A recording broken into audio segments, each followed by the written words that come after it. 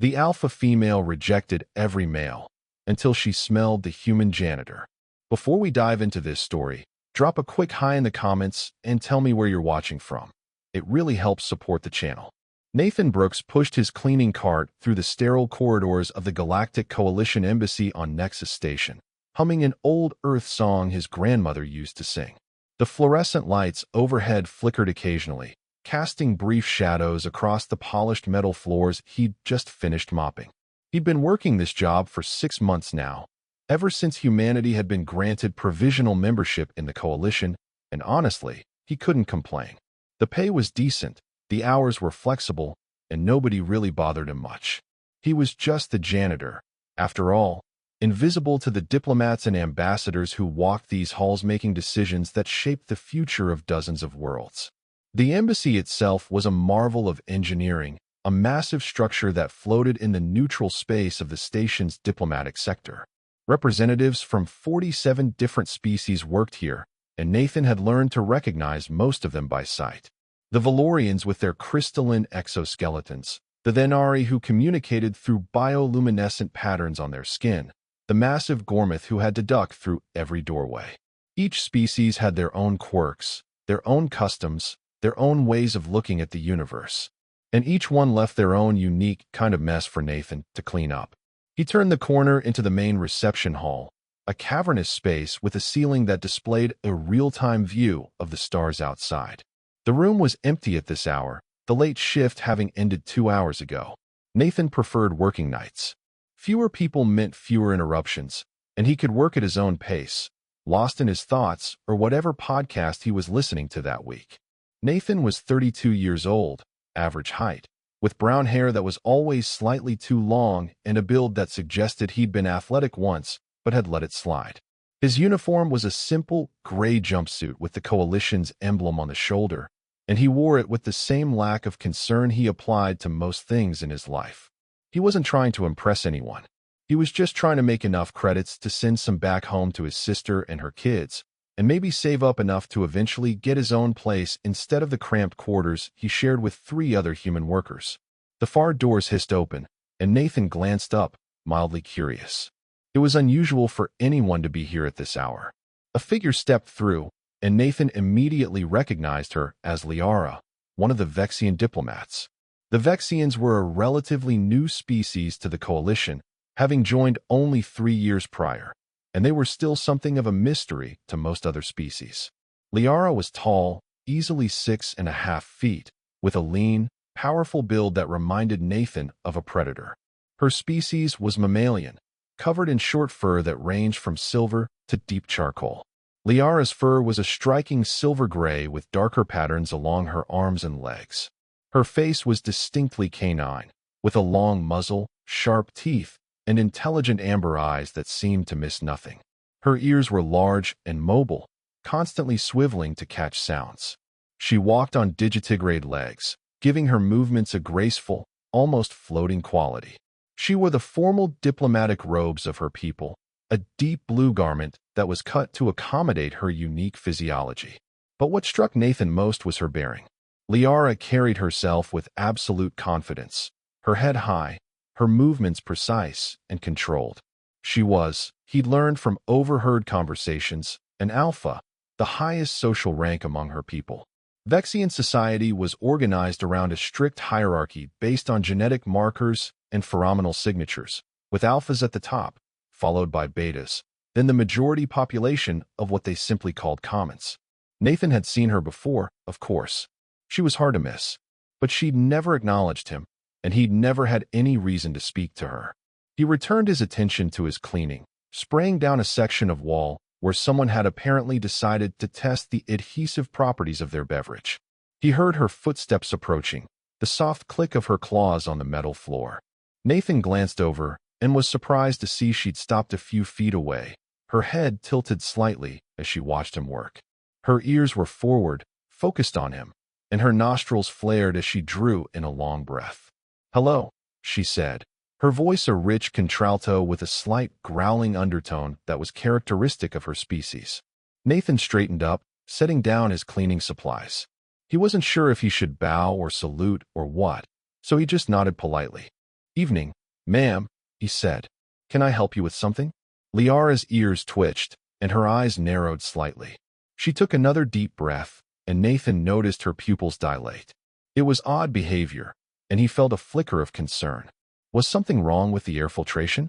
"You are human," she stated, though it was obvious. "Yes, ma'am. Nathan Brooks. I'm part of the maintenance crew." Liara stepped closer, and Nathan resisted the urge to step back.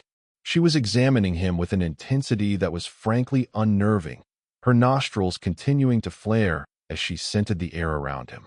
"You smell," she paused, "different." Nathan felt his face heat with embarrassment.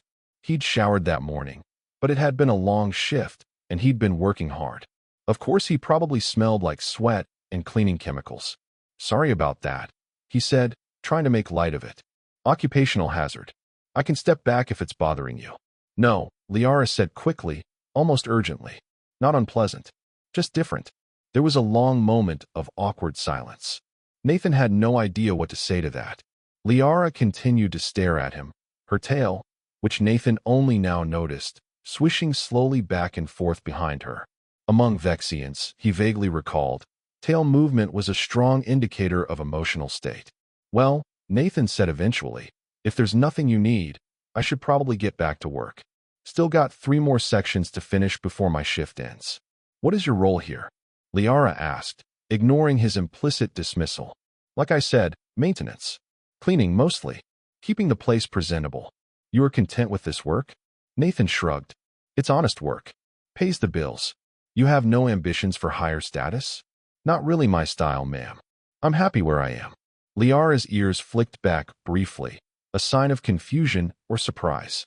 Among her people, Nathan would later learn, the concept of being content with a lower status position was almost incomprehensible. Every Vexian constantly strove to improve their standing, to climb higher in the hierarchy. "You are unusual," she said finally. "I've been told that before," Nathan replied with a slight smile. Liara stared at him for another long moment, then gave a short nod and turned away. She walked a few steps, then paused and looked back over her shoulder. "What is that scent you carry?" she asked. "Beyond the cleaning products, there is something else." Nathan thought about it. He'd used his usual soap that morning, nothing fancy. He wore a bit of old-fashioned cologne his sister had given him for his birthday, something with cedar and citrus notes. And he supposed there was the coffee he'd been drinking, and maybe the sandwich he'd had for dinner. "Could be a lot of things," he admitted. "Why do you ask?" Liara's tail swished again, more vigorously this time.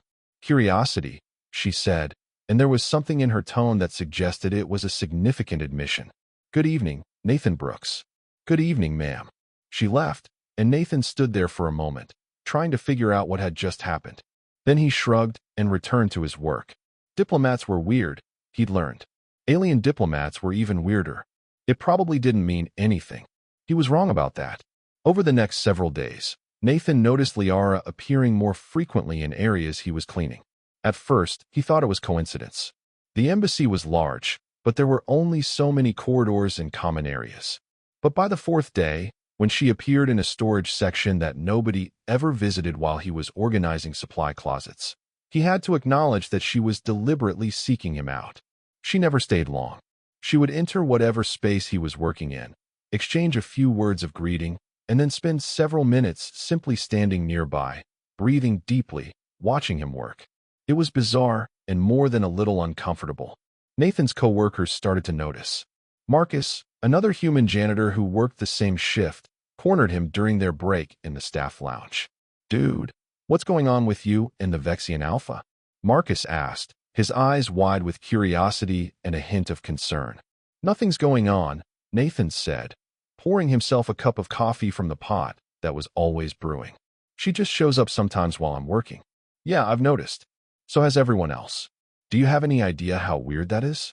Nathan sighed. "I know it's weird. I don't know why she's doing it."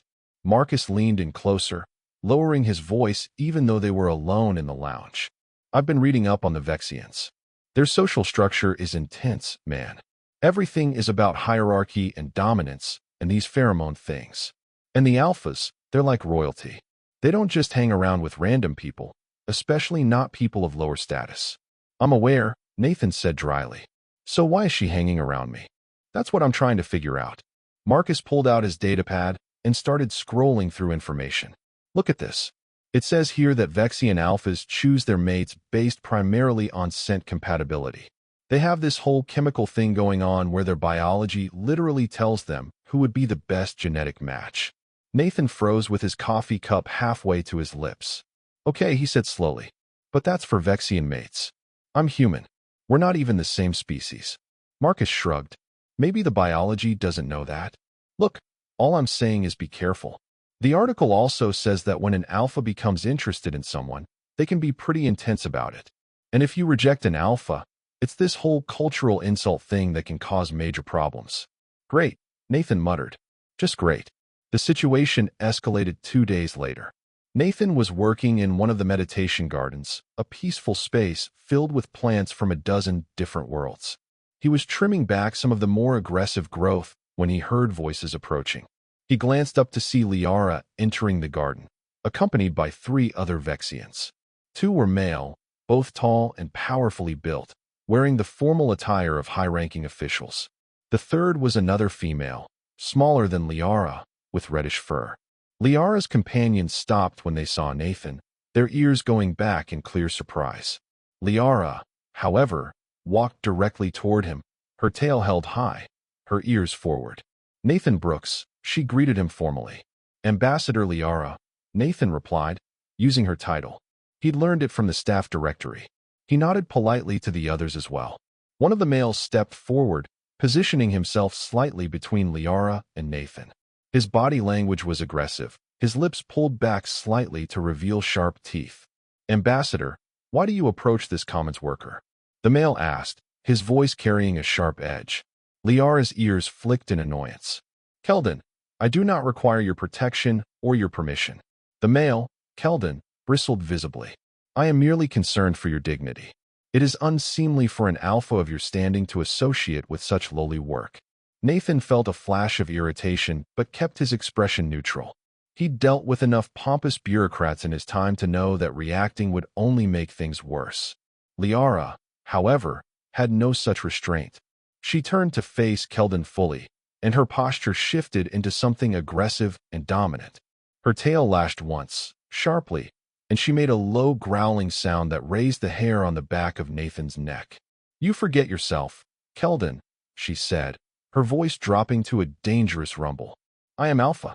You do not dictate my actions.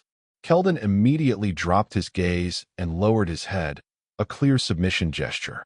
I apologize, Alpha. I meant no disrespect. The other male and the female had both backed up several steps, their body language screaming deference and fear. Nathan was getting a real-time education in Vexian power dynamics, and it was more than a little intimidating. Liara held her aggressive posture for a moment longer, then relaxed. She turned back to Nathan, and her expression softened noticeably. Please forgive the interruption, she said. I wish to ask if you would join me for conversation this evening. In the observation deck, perhaps? Nathan blinked. Was she asking him out? That seemed impossible, but he couldn't interpret it any other way. Nathan stammered, acutely aware of the 3 other Vexians watching him with varying expressions of shock and disapproval. Sure, I guess. What time? 20th hour? I'll be there, Nathan said, because he genuinely didn't know what else to say. Liara's tail wagged once, a quick, please gesture. Excellent. Until then, Nathan Brooks. She left, her companions falling into step behind her. Nathan could hear Keldon's protests starting up again as they exited the garden, and Liara's sharp response cutting him off. Nathan stood there holding his pruning shears, wondering what exactly he'd just agreed to. The observation deck was one of the most beautiful spaces on the station, a massive transparent dome that offered an unobstructed view of the stars and the swirling nebula that dominated the local space. Nathan arrived a few minutes early, having changed out of his work uniform into the only decent casual clothes he owned, a simple button-down shirt and dark pants. Liara was already there, standing at the far end of the deck with her hands clasped behind her back, gazing out at the stars. She'd changed as well, now wearing a simpler garment than her formal robes, something that flowed loosely around her frame and was the color of deep emerald. Nathan approached slowly, his footsteps echoing softly in the vast space. Liara's ears swiveled toward him before she turned, and when she did, her muzzle pulled back in what Nathan had learned was a Vexian smile. "You came," she said, and there was genuine pleasure in her voice. "Said I would," Nathan replied. He moved to stand beside her, looking out at the view. "This never gets old," he admitted. "Back on Earth, I grew up in a city. Too much light pollution to really see the stars. This is something else." "It is beautiful," Liara agreed. "On my homeworld, we have 3 moons. The nights there are bright enough to hunt by, but you can still see the stars between them. I miss it." "How long have you been off-world?" Nathan asked. "For years. I was chosen for diplomatic training when I presented as Alpha at age 20. I have been in the Coalition service ever since." "Do you ever get to go home?" "Rarely. Perhaps once per year, if my duties allow it." There was a sadness in her voice that tugged at Nathan's heart. "Doesn't sound like much of a life," he said gently. Liara's ears flicked. "It is an honor to serve. As an Alpha, I have responsibilities to my people. Even if it makes you unhappy?" She turned to look at him, her amber eyes searching his face.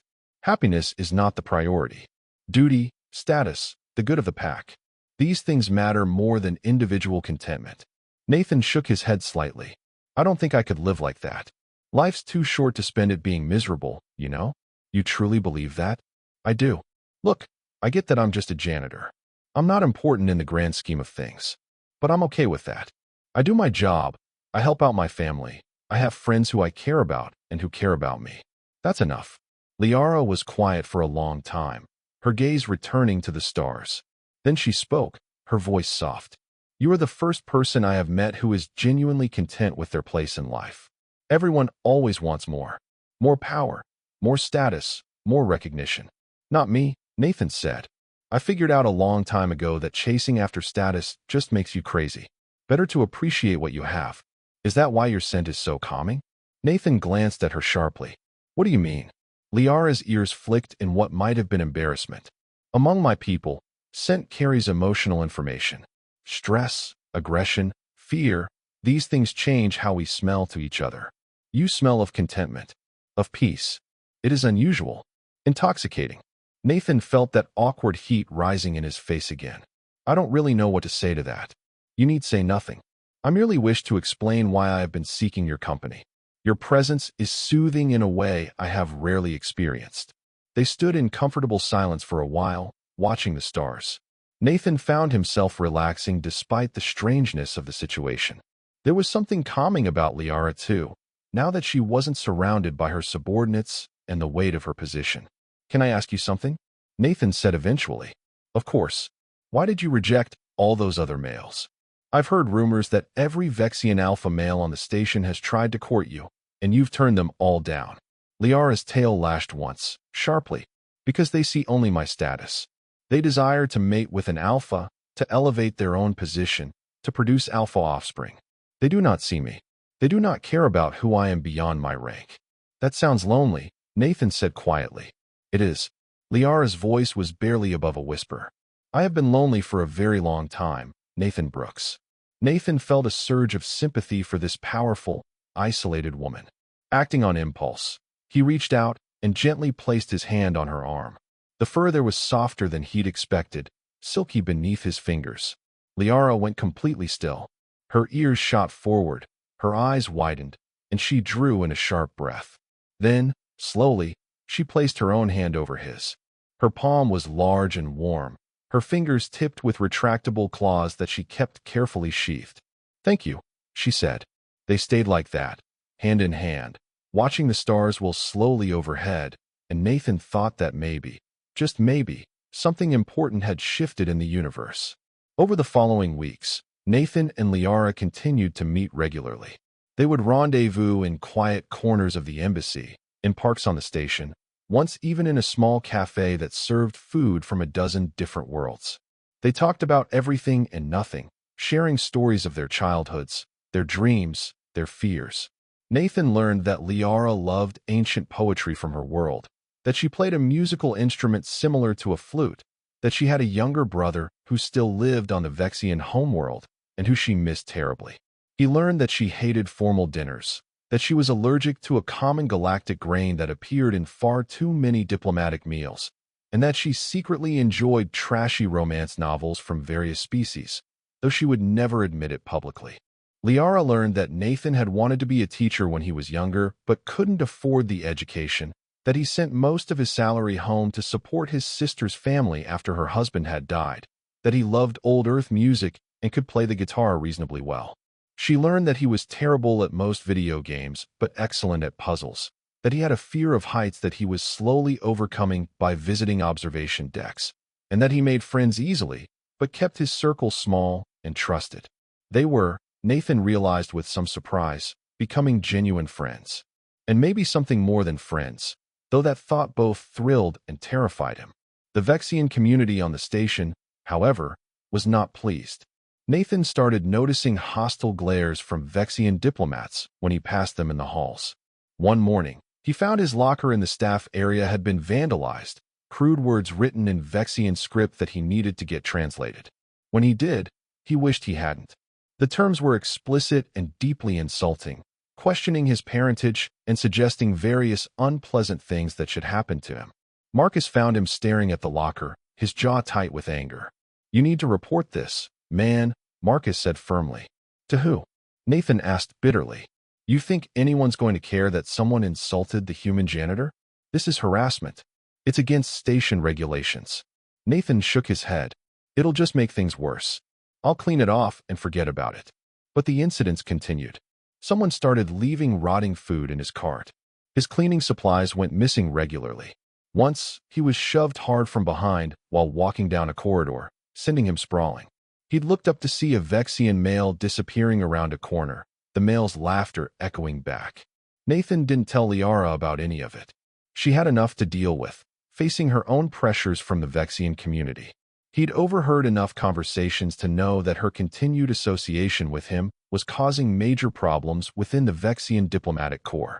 There were calls for her to be recalled, accusations that she was bringing shame to their people, demands that she choose a proper Vexian mate and end this inappropriate relationship.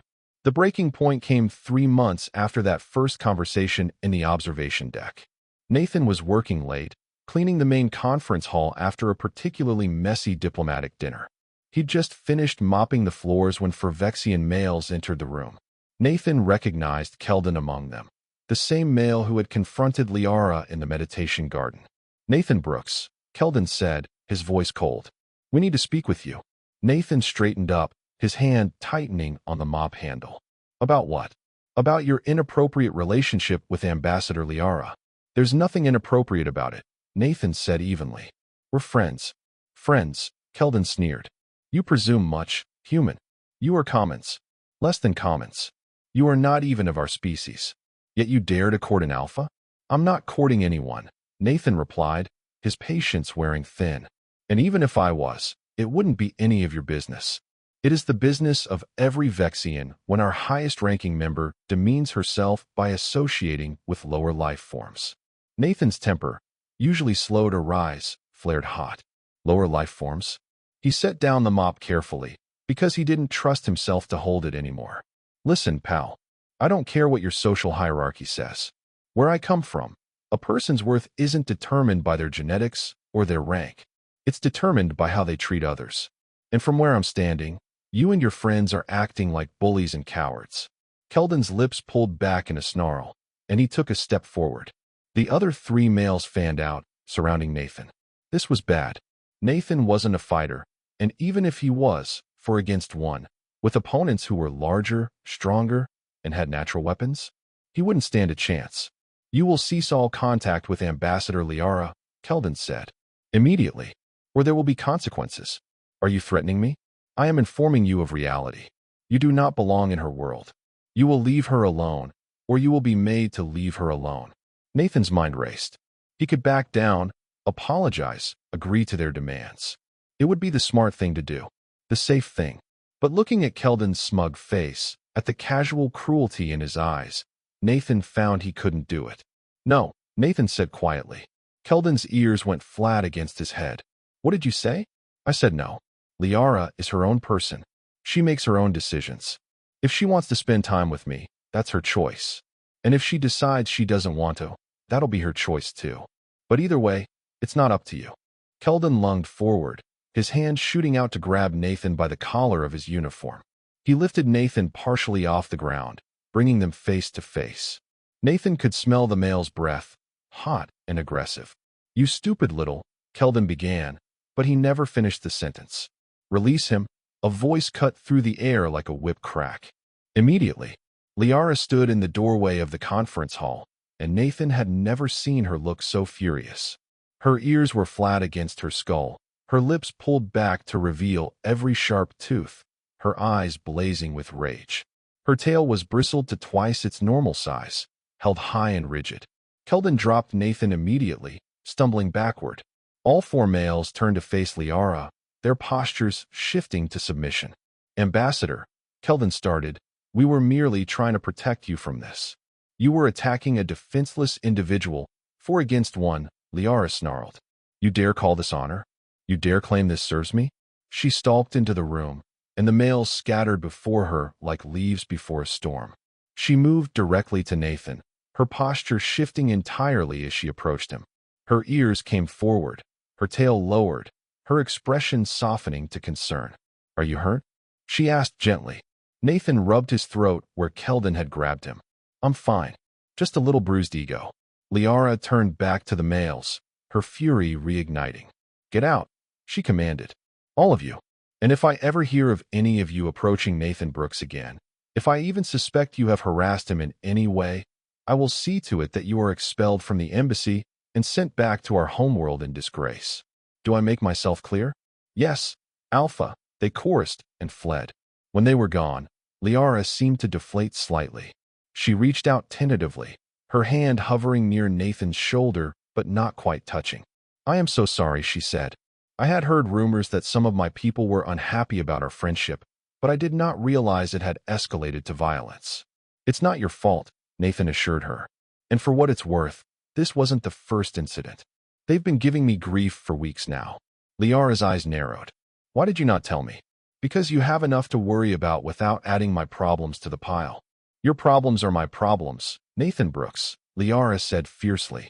"We are friends, are we not? Friends protect each other." Nathan felt a warmth spreading through his chest. "Yeah, we are." Liara took a deep breath, and Nathan saw her come to some kind of decision. "There is something I need to tell you," she said.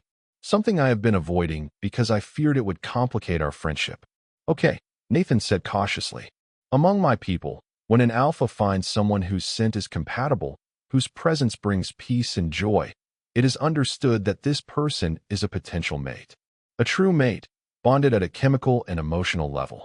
I have been denying this truth, telling myself we could remain simply friends, but I cannot continue the deception. Not to you, and not to myself." Nathan's heart was pounding. "What are you saying, Liara?" "I am saying that you are my mate, Nathan Brooks. My biology recognized it from the first moment I scented you. My heart has known it for weeks. I am saying that I have fallen in love with you, despite every logical reason why I should not. And I am saying that I will understand if this frightens you, if you cannot accept it, if you wish to end our friendship to avoid the complications it brings." Nathan stared at her, this powerful, beautiful, incredible woman who had just laid her heart bare before him. He thought about the past 3 months, about the conversations and the laughter and the quiet moments of connection. He thought about how he felt when he saw her, the way his day brightened whenever she appeared, the way her absence left a hollow ache in his chest. "I'm not scared," Nathan said. "Or, okay, I'm terrified. But not of you. I'm scared of screwing this up. I'm scared I'm not good enough for you. I'm scared that everyone's right, and I'm just some stupid human who doesn't belong in your world." Liara reached out and gently cupped his face in her large, warm hands. "You belong wherever you choose to be," she said. "And I choose to be wherever you are." Nathan laughed, a slightly shaky sound. "That's terrible logic. Perhaps, but it is my logic and my choice." Nathan reached up and placed his hands over hers. "I love you too," he said. "Just so you know, I've been falling for you for weeks now. I just didn't think I had any right to say it." "You have every right," Liara said. "You are my mate, Nathan Brooks. If you will have me." "Always," Nathan replied. And then she kissed him, or he kissed her, or they met in the middle. It was awkward at first, their anatomy not perfectly suited to each other, but they made it work.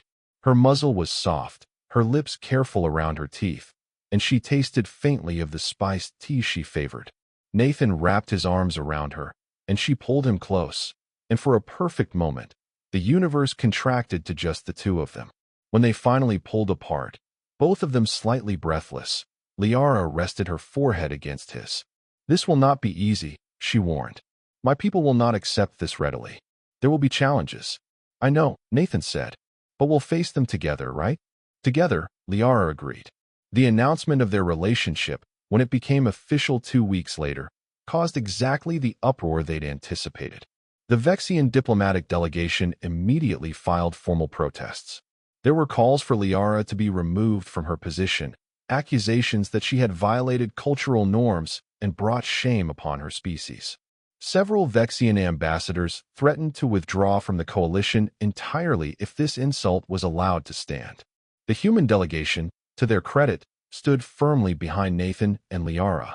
Ambassador Sarah Morgan, the head of the Human Diplomatic Corps, made a public statement defending their relationship and pointing out that the coalition's charter explicitly protected the right of individuals to form relationships with consenting adults of any species, without interference from cultural or governmental bodies. But the real turning point came from an unexpected source.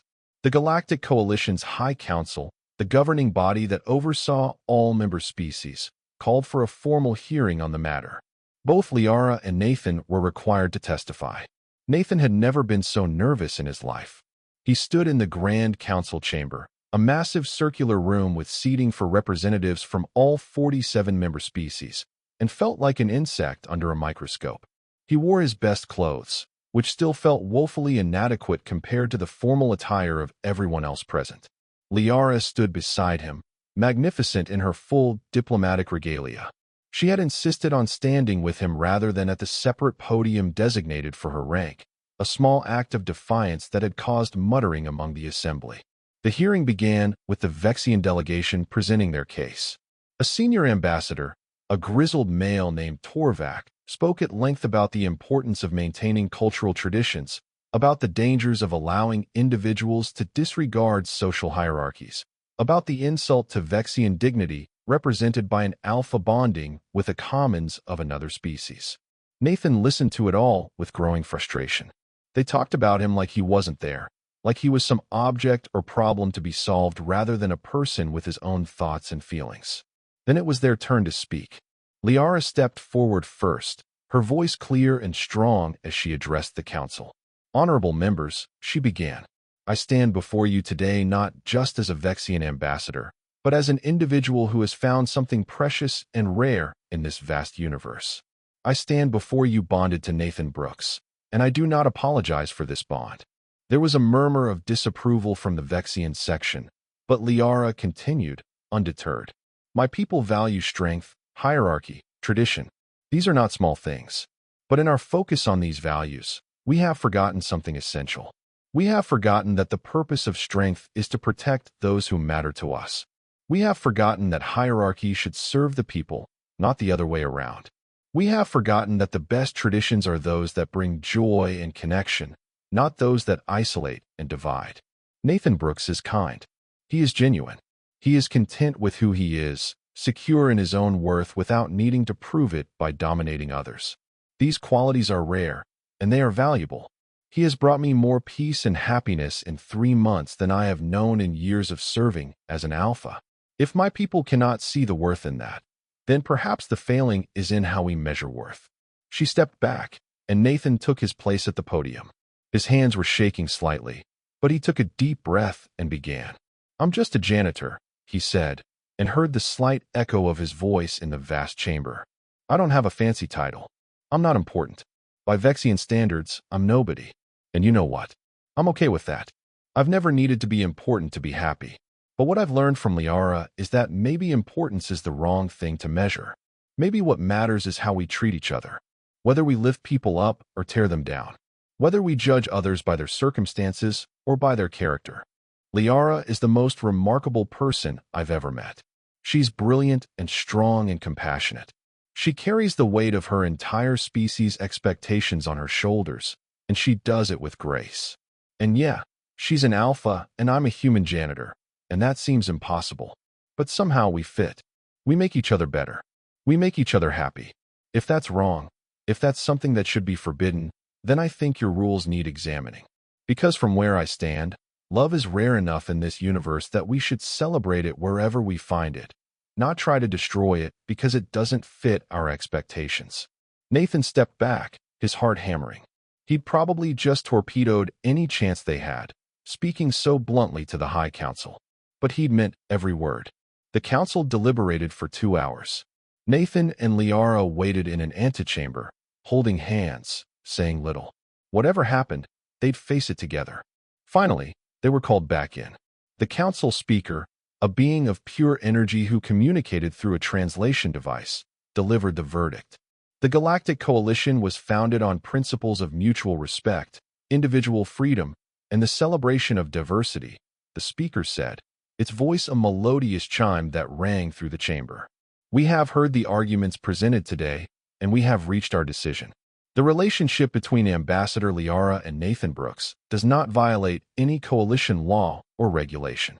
While we acknowledge the cultural concerns raised by the Vexian delegation, we cannot and will not interfere in the personal lives of consenting adults based solely on cultural preferences. To do so would undermine the very foundations upon which this coalition is built. Therefore, we rule that Ambassador Liara and Nathan Brooks are free to continue their relationship without official sanction or interference. However, we also recognize the difficult position this places Ambassador Liara in with regard to her own people.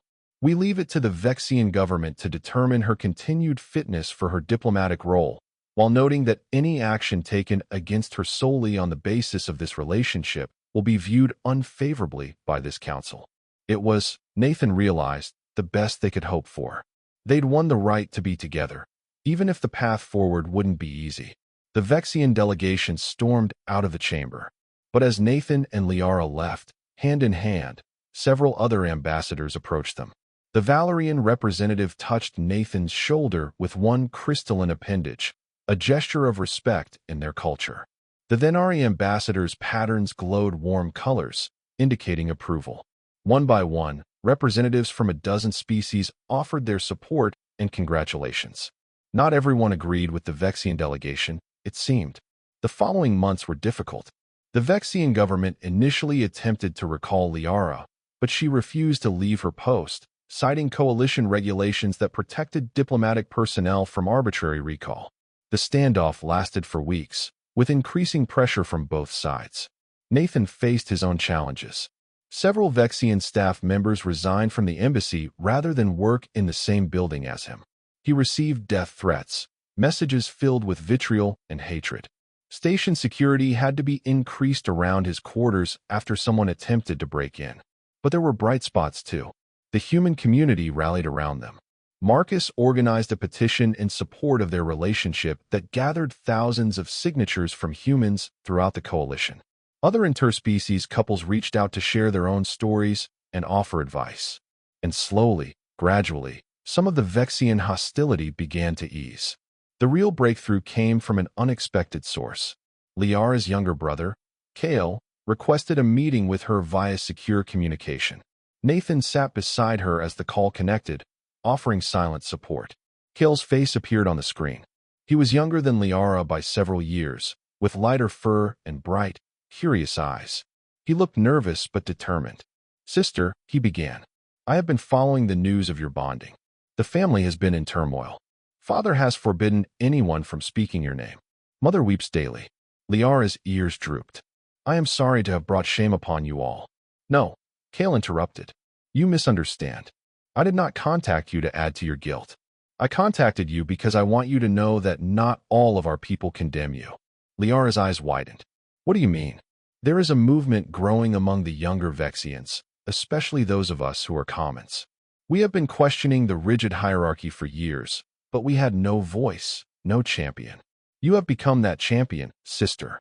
You have shown that even an alpha, the highest of us, can choose connection over status. It is inspiring." Kale leaned forward, his expression earnest. Your bonding has sparked conversations throughout our world about whether our old ways serve us anymore, about whether happiness and personal choice should matter more than genetic markers. Change is slow, but it is happening. Because of you." Tears were streaming down Liara's muzzle. She placed one hand on the screen, and Kale mirrored the gesture from his side. "I miss you, little brother," she said. "And I you, sister. But I am proud of you. More proud than I can say." After the call ended, Liara turned to Nathan and buried her face against his shoulder, crying in earnest now. But these were tears of relief and hope, not despair. A year after their relationship became public, the Vexian government finally, grudgingly, acknowledged the bond. They didn't celebrate it, but they stopped actively opposing it. Liara was allowed to remain in her position as ambassador, though she would never be welcomed back to the homeworld for official functions. Liara accepted this with grace. "I have found my home," she told Nathan, "and it is wherever you are." They moved into quarters together, a small apartment on the station that they made their own. Nathan continued working as a janitor, refusing all offers of promotions or transfers. He was happy where he was, he insisted. Though he did start teaching an evening class on Earth history and culture for interested aliens, a way to pursue his old dream of teaching in a small way. Liara's role expanded. She became an advocate for individual rights across the coalition, working with couples and individuals from various species who faced cultural opposition to their choices. She used her position and her story to push for reforms, for greater acceptance of diversity in all its forms. In their relationship, it thrived.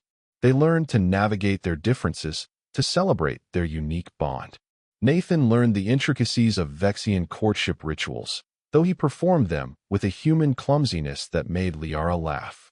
Liara learned to appreciate Earth music, developing a particular fondness for jazz that surprised them both. They faced challenges, certainly. There were days when the cultural pressure seemed overwhelming, when the death threats and hate messages got too heavy to bear. There were moments of doubt, of fear, of wondering if they were foolish to keep fighting. But they also had moments of pure joy. Quiet evenings watching the stars. Lazy mornings curled up together. Inside jokes and shared laughter. The deep, abiding comfort of being with someone who truly understood you. 2 years after their bonding, Nathan was cleaning the main reception hall, humming to himself as he worked. The space was empty, the late shift long over. He heard footsteps approaching and looked up to see Liara entering, still in her formal robes from a late diplomatic session. She looked tired, he thought. Stressed. He set down his cleaning supplies and moved to meet her. "Rough day?" he asked. Liara's ears flicked. The negotiations with the Torvin delegation are proving difficult. They are quite stubborn. Nathan pulled her into a hug, and she relaxed against him with a soft sigh. Her tail wrapped around his leg, an unconscious gesture of affection. "You'll figure it out," Nathan assured her. "You always do. How can you be so certain?" "Because you're brilliant and determined, and because you actually care about finding solutions that work for everyone. That counts for a lot." Liara pulled back slightly to look at him, her amber eyes soft with affection. "How did I survive before I met you? Probably the same way I did. Adequately, but not particularly happily."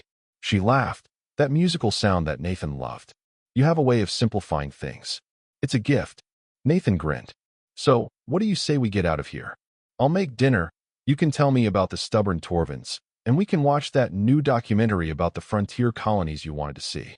"That sounds perfect," Liara agreed. They left the embassy together, hand in hand, a human janitor and a Vexian alpha, unlikely mates in a universe that hadn't quite known what to make of them. But they'd carved out their place anyway, built their life on their own terms, and proved that love could transcend species, status, and cultural expectations.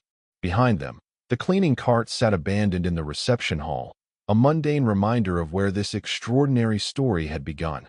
Nathan would retrieve it tomorrow, return to his simple work, his uncomplicated life. Because despite everything that had changed, despite the attention and the controversy, and the role he'd somehow found himself playing in a larger movement for acceptance, he was still just Nathan Brooks. Just a janitor who'd fallen in love with an alien ambassador. Just a man who'd found happiness in the most unexpected place. Just an ordinary human who'd proven that sometimes, The most extraordinary thing you can be is true to yourself and the people you love.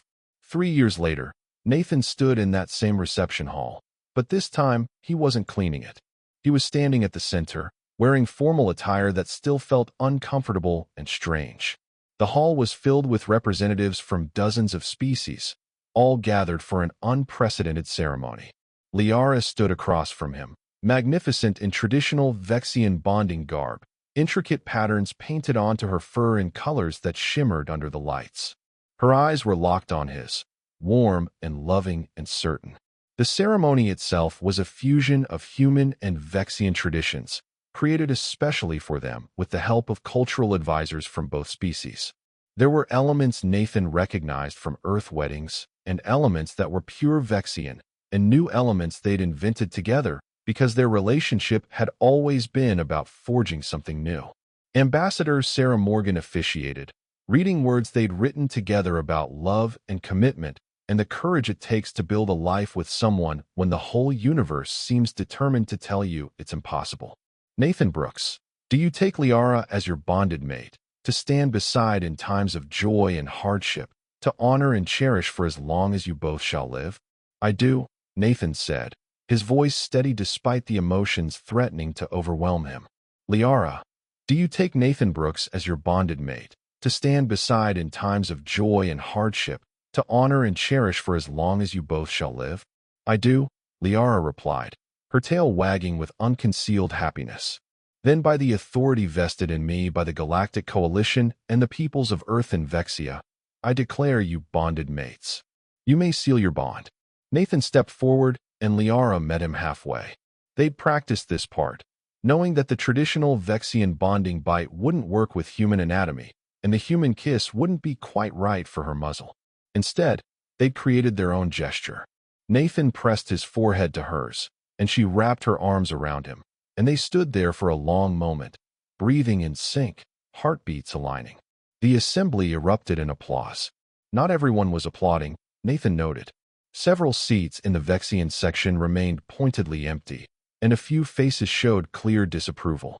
But more were clapping, more were celebrating than he would have believed possible 3 years ago.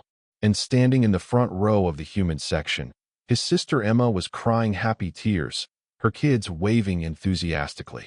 Marcus was there too, grinning like a fool, along with a dozen other friends Nathan had made over the years. In the section reserved for special guests sat Kale, Liara's brother, who had traveled from the Vexian homeworld despite his family's objections. Beside him sat a handful of young Vexian activists who had formed a movement for social reform, all inspired by Liara's example. The reception that followed was chaotic and joyful. Beings of a dozen different species mingled, sharing food and drink and stories. Nathan found himself pulled into conversation after conversation, accepting congratulations and well wishes. At one point, the Valerian ambassador approached him, her crystalline form refracting the light in rainbow patterns. You have done something remarkable, Nathan Brooks, she said in her chiming voice. You have helped change minds, not through force or arguments, but simply by being true to yourself and your feelings. The coalition is better for your presence. Nathan felt his face heat with embarrassment. I was just being myself, he said. Liara is the remarkable one. No, the ambassador said gently. You are both remarkable in different ways. And together, you are extraordinary. Later, as the party wound down, Nathan and Liara slipped away to the observation deck, their special place. They stood hand in hand, looking out at the stars just as they had on their first real conversation 3 years before. So, married man, Liara said, a teasing note in her voice. How does it feel? Pretty much the same as yesterday, Nathan admitted, but also completely different. Does that make sense? Perfect sense. Liara leaned her head against his shoulder. I never thought I would have this, you know. A true partnership. Someone who sees me as Liara, not as an alpha, not as a symbol, just as myself. I never thought I'd have it either, Nathan said. Figured I'd end up alone, honestly. Too set in my ways, too content with my simple life to interest anyone. And yet here we are. Here we are. They stood in comfortable silence, watching the nebula swirl beyond the transparent dome. Nathan thought about the journey that had brought them here, all the obstacles they'd overcome, all the people who had told them it was impossible. And he thought about the future stretching before them, uncertain and challenging, but no longer lonely. What do you think happens next? Liara asked softly. Well, Nathan said thoughtfully, I keep cleaning floors. You keep saving the galaxy through diplomacy. We argue about whose turn it is to cook dinner. We watch bad movies. We visit your brother when we can. We keep proving that different doesn't mean impossible. That sounds perfect, doesn't it though? Liara turned to face him fully, her hands coming up to cup his face with infinite gentleness. I love you, Nathan Brooks. My improbable, impossible, perfect mate. I love you too, Liara. My amazing, brilliant, beautiful wife. They kissed then, human and Vexian, janitor and ambassador, two beings who had found each other across the vast distances of space and culture and expectation, who had chosen each other despite every reason not to, who had built something real and lasting and true. And in that moment, with the stars as their witnesses, they were simply two people in love, and that was more than enough. The years that followed brought changes to the coalition, subtle at first, but growing stronger with time. Inspired by Nathan and Liara's example, other interspecies couples began to come forward, no longer hiding their relationships. Reform movements began on several worlds, questioning rigid social hierarchies and advocating for personal choice. The Vexian homeworld remained divided. The older generation clung to tradition, but the younger Vexians increasingly embraced change. Kale became a leading voice in the movement, often citing his sister's courage as inspiration. He and Liara maintained regular contact, and Nathan grew to love him as a brother. Nathan's role evolved as well. He remained a janitor, but his story made him a symbol whether he wanted to be or not. He started receiving invitations to speak at various events about his experiences. At first, he declined them all, uncomfortable with the attention. But Liara convinced him that his perspective, his ordinary humanity, was valuable. So he began to accept some of the invitations, speaking at cultural exchange programs and relationship counseling seminars and social reform gatherings. He never tried to be more than he was, never pretended to be a philosopher or a revolutionary. He simply told his story, shared his truth, and let people take from it what they would. 5 years into their marriage, Liara was offered a position on the High Council itself, a tremendous honor and the highest position a Vexian had ever achieved in the coalition. She accepted, but only on the condition that Nathan be granted security clearance to attend certain functions with her. The council agreed, setting another precedent. Nathan found himself in increasingly surreal situations, standing beside his wife at galactic summits, meeting with heads of state from dozens of worlds. He took it all in stride, approaching these powerful beings with the same friendly courtesy he'd shown everyone from janitors to ambassadors. Some found his casualness refreshing. Others found it baffling. Nathan didn't particularly care either way. Through it all, they maintained their rituals. Wednesday evenings were date nights, inviolate regardless of how busy their schedules became. They would find some quiet restaurant or park or museum and spend a few hours together, talking and laughing and remembering why they'd fallen in love in the first place. Sunday mornings, Nathan made breakfast, terrible coffee, and passable pancakes that Liara had learned to enjoy despite her species' usual preference for meat-heavy meals. They would eat slowly, reading news from various worlds on their datapads, occasionally sharing interesting items. At night, they would curl up together in their bed, Liara's large frame wrapped around Nathan's smaller one, her tail draped over his legs, her muzzle resting on his shoulder. In these moments, all the complications of their lives fell away. They were just two people who loved each other, warm and safe and content. 8 years after their first meeting, Nathan was cleaning the reception hall again, having insisted on maintaining his regular duties despite numerous offers of retirement or transfer to advisory positions. He liked the work, he always said. It kept him grounded. He heard footsteps and looked up, expecting to see Liara. Instead, he found himself facing a young Vexian female he didn't recognize. She was small for her species, with russet fur and nervous ears. "Excuse me," she said hesitantly. "Are you Nathan Brooks?" "That's me," Nathan confirmed, setting down his cleaning supplies. "Can I help you with something?" The young Vexian took a deep breath. My name is Sarah. I'm a junior diplomat, recently assigned here. And she paused, her tail swishing anxiously. I'm in a relationship with a Venari. We've been keeping it secret because I was afraid of the consequences, but I heard your story. You and Ambassador Liara. And I thought, if you could be brave enough to stand up for your relationship, maybe I could be brave too. Nathan felt a swell of emotion. He walked over to Sarah and placed a gentle hand on her shoulder. Being brave doesn't mean you're not scared, he said. It just means you do the right thing even when you are scared. If you love this person, if they make you happy and treat you well, then that's worth fighting for. It won't be easy, but the best things rarely are. Sarah's eyes were bright with unshed tears. Thank you. I needed to hear that. She left, and Nathan returned to his cleaning, but his heart felt full. This was what it had all been for, he realized. Not the grand gestures or the political statements, but these small moments of connection, of helping someone else find the courage to choose love over fear. Liara found him an hour later, still working. She'd learned long ago not to try to convince him to let someone else handle the cleaning. It was his meditation, his way of staying grounded. There is news, she said, and there was something in her voice that made Nathan immediately set down his mop. Good news or bad news? He asked. Liara's tail wagged slowly. That depends on perspective. The Vexian government has officially changed its laws regarding interspecies bonding. It is no longer forbidden or discouraged. They have acknowledged that personal choice in mating should be protected. Nathan's eyes widened. That's incredible. That's what you've been working toward for years. It is largely because of Kale and his movement, Liara said. But he told me that none of it would have been possible without our example. We started this, Nathan. We changed our world. Nathan pulled her into a hug. No, he said. We changed our world together. That's how we've always done it. Liara held him close, and Nathan felt her shoulders shake slightly. He realized she was crying. I never thought I would live to see this day, she said. I thought I would always be viewed as the alpha who shamed her people. But instead, I am the alpha who helped free them. You're so much more than that, Nathan said. You're the woman I love. That's your most important title as far as I'm concerned.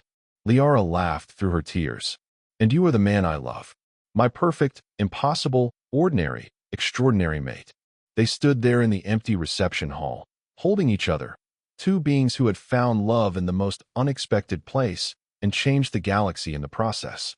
Not through war or conquest, not through brilliant political maneuvering or revolutionary speeches, but simply by being true to themselves and each other. Outside, the stars wheeled through the endless void, indifferent to the small dramas and great triumphs of the beings who traversed the space between them. But here, in this moment, two hearts beat in sync, proving that connection transcends species, that love conquers fear, and that sometimes the most revolutionary act is simply choosing happiness over expectation. Nathan eventually returned to his cleaning, and Liara left to prepare for her next council session. Life went on, as it always did. But something fundamental had shifted, both in their world and in the wider galaxy. Doors had been opened that would never fully close. Conversations had been started that would continue for generations. And in a small apartment on Nexus Station, a human janitor and a Vexian counselor built their life together, one ordinary day at a time, proving that love, in all its forms, was worth celebrating, worth protecting, worth fighting for. The end came many years later, peaceful and inevitable as all endings are. Nathan, now in his 70s, had finally retired from his janitorial duties, his body no longer able to keep up with the demands of the work he'd loved. Liara had risen to become the senior Vexian representative on the High Council, one of the most respected voices in coalition politics. They lived quietly in their retirement, dividing time between the station and a small house they'd purchased on Earth, in the mountains where Nathan had always dreamed of living. The house looked out over a valley, and on clear nights, you could see the stars, though never quite as clearly as from the observation deck, where they'd first confessed their love. Nathan's health declined gradually. Human lifespans, even with the best medical care the Coalition could provide, were shorter than Vexian ones. They both knew that Liara would likely outlive him by decades. It was a shadow that had always hung over their happiness, acknowledged but not dwelt upon. On a quiet autumn afternoon, Nathan sat in his favorite chair on their porch, wrapped in a blanket, watching the sun set over the mountains. Liara sat beside him, her hand holding his, her head resting on his shoulder. "It's been a good life," Nathan said, his voice thin but content. "The best life," Liara agreed. Her voice was thick with emotion, but she kept it steady. "I'm sorry I can't stay longer," Nathan said. "Sorry I'm leaving you alone." Liara lifted her head to look at him. "You could never leave me alone. You will always be with me, in every decision I make, in every laugh I share, in every quiet moment when I look at the stars and remember." "Tell Kale I said goodbye," Nathan said. "And tell all those young couples we've mentored over the years that they should never be afraid to love." "I will," Liara promised. Nathan's eyes were growing heavy. He fought to keep them open, to hold on to this moment a little longer. "I love you," he said. "Always have. Always will." "And I love you," Liara replied, her tears falling freely now. "My mate. My heart. My Nathan." Nathan smiled, and then his eyes closed for the last time. His hand remained in Liara's, his last breath a peaceful sigh. Liara sat with him as the sun set and the stars emerged, one by one, filling the sky with light. She held his hand long into the night, saying goodbye to the human janitor who had changed her life, who had changed their worlds, who had proven that love knows no boundaries. The funeral was attended by hundreds. Diplomats and janitors, humans and Vexians, beings from across the coalition who had been touched by Nathan's story. Kale spoke, talking about the brother he'd gained through Nathan's bond with his sister. Marcus spoke, sharing stories of Nathan's humor and kindness. Liara spoke last, her voice strong despite her grief. "Nathan Brooks was not a great warrior," she said. "He was not a brilliant scientist or a powerful politician. He was a janitor. He cleaned floors and emptied trash and kept the spaces we worked in comfortable and clean. By most measures, he was ordinary. But he taught me that ordinary is extraordinary when it is genuine. He showed me that contentment is not weakness but wisdom. He proved that love is stronger than tradition, stronger than fear, stronger than all the voices that say something is impossible. He was my mate, my partner, my love. And I will carry him with me for all the years I have left, a light in my heart that will never dim." The years that followed were bittersweet for Liara. She continued her work on the council, becoming a powerful advocate for personal freedoms and interspecies cooperation. She wrote extensively about her relationship with Nathan, preserving their story for future generations. She visited Earth regularly, sitting on the porch of the mountain house, feeling close to Nathan in the place he'd loved. She never bonded again, though there were occasional offers. Nathan had been her true mate, and among Vexians, such bonds were once in a lifetime. But she was not alone. She had Kale, who visited often with his own mate, a Vexian female who shared his passion for social reform. She had the dozens of couples they'd mentored over the years, who stayed in touch, sharing their own stories of love and struggle and triumph. She had her work, which remained fulfilling and important. And she had her memories, precious and perfect, of a human janitor who had loved her despite everything, who had seen her not as an alpha or a symbol, but simply as Liara, who had made her laugh and challenged her assumptions and shown her what it meant to be truly happy. 20 years after Nathan's death, Liara stood once more in the observation deck of the Galactic Embassy on Nexus Station. The space had been renamed in honor of Nathan and Liara, a memorial to their groundbreaking relationship. A plaque on the wall told their story in a dozen languages, and young couples from various species often came here to exchange vows or simply to stand in a place that represented love's victory over prejudice. Liara looked out at the stars, at the vast and beautiful universe she and Nathan had shared, and she smiled. She was old now, her muzzle graying, her movements slower than they once were. But her heart was full. "Thank you," she whispered to the stars, to Nathan's memory, to the universe that had brought them together. "Thank you for the gift of love. Thank you for the chance to know that happiness. Thank you for proving that even the most impossible things can become real." And somewhere in the vast sweep of the cosmos, in the dance of stars and the song of the universe, perhaps a human janitor smiled back. And that was the end of the story.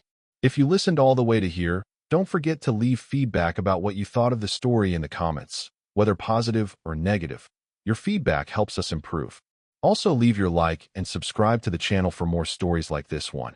And I'll leave here on the screen another video that I'm sure you'll like. Big hug, and see you in the next story.